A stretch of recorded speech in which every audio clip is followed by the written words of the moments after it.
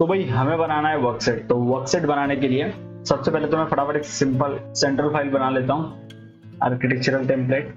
चालू हो जा भाई। लो चालू हो गया। तो यहाँ पे कुछ बना देते हैं हम लोग वॉल।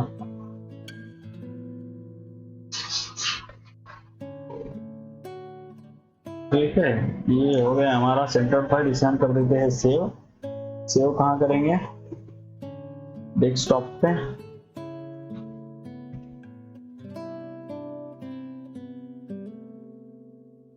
001 के अंदर में हम लोग एक फोल्डर बनाते हैं सेंट्रल का।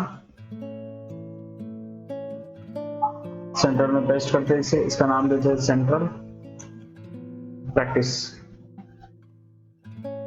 इसका नाम दे दिया हमने प्रैक्टिस। Maximum 1 save file.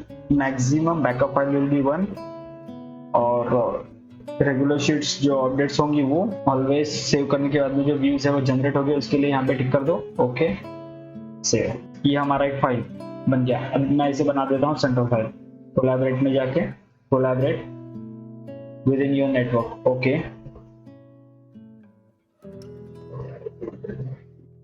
ये हमारा सेंट्रल फाइल रेडी हो चुका है। अब मुझे इसे एक बार सेव कर देना है। सेव।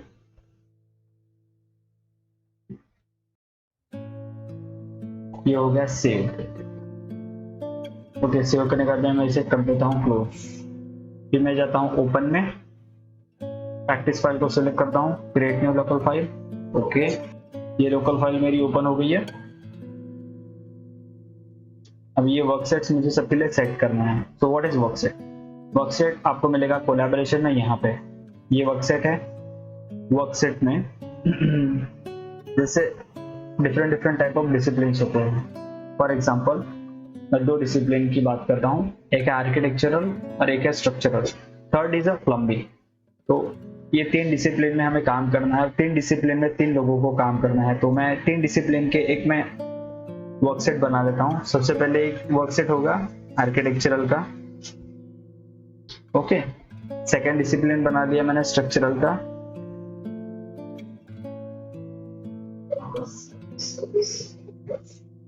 थर्ड वर्कसेट मैंने बना लिया प्लम्बिंग का।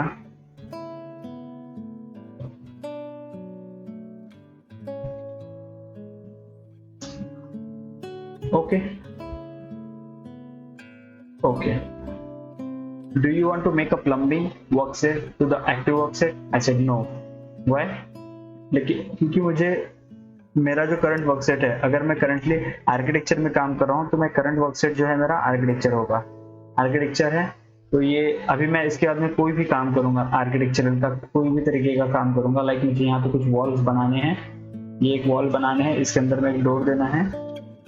तो ये मेरा जो आएगा सब आर्किटेक्चरल वर्कसेट में आएगा।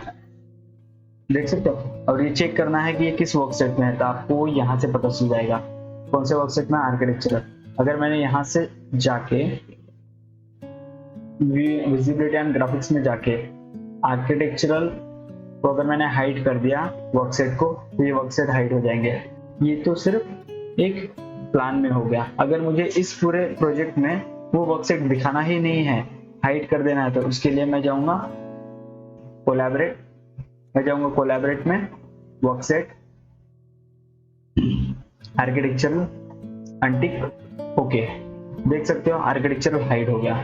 तो इस तरीके से आप वर्कसेट बना सकते हो और जो भी इस फाइल पे काम कर रहा है लोकल में तो वो इसका यूज कर सकता है। प्लम्बिंग वाला प्लम्बिंग में काम करेगा, आर्किटेक्चरल वाला आर्किटेक्चरल में काम करेगा एंड स्ट्रक्चर वाला स्ट्रक्चरल में। Thank you.